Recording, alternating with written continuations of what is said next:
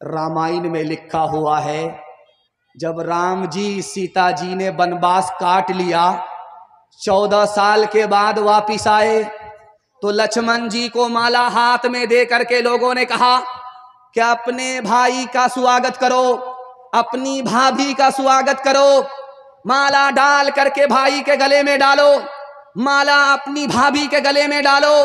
तो लक्ष्मण जी ने माला लिया, 2-4 कदम चलने के बाद खड़े हो गए। पूछा लोगों ने, अरे क्या हुआ? माला लेकर के स्वागत करो, अपनी भाभी के पास जाओ, आबरू बचा करके आई है, इज्जत बचा करके आई है, 14 साल का वनवास काट करके आई है, माला लो, अपनी भाभी के गले में डालो। तो लक्ष्मण जी खड़े, बोला क्या हुआ?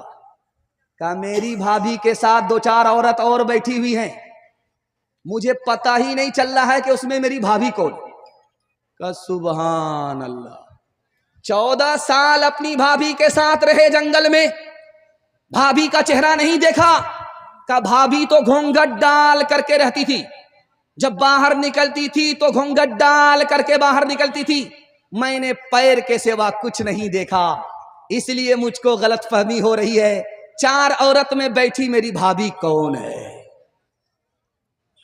पठान फिल्म चल रही थी दिल्ली में, तो अररिया का आदमी यहां से टिकट लिया पठान फिल्म देखने के लिए।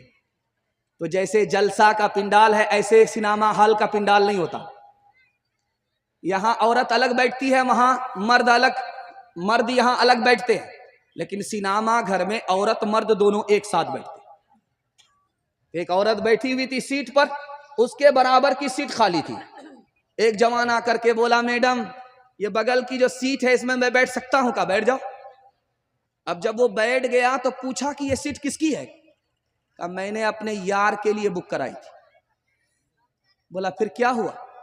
कहा मेरा यार मेरे शौहर के जनाजे पर गया हुआ है, तुम बैठ जाओ, इत्मीनान से बैठो, कोई दिक्कत की बात नहीं।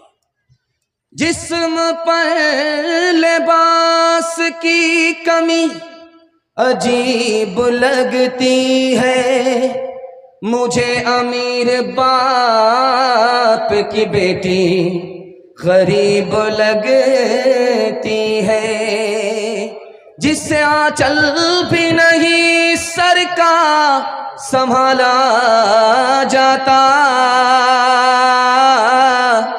उससे क्या खाक तेरे घर की हिफाजत होगी। इस दौर में, इस देश में हिंदू ना मुसलमान है बाबा, सच पूछो तो हर आदमी इंसान है बाबा। शंकर भी यहाँ राम भी और कृष्ण ये बोले, शंकर भी यहाँ राम भी, शंकर भी यहाँ राम भी और कृष्ण ये बोले, हर शख्स का बस एक ही भगवान है बाबा।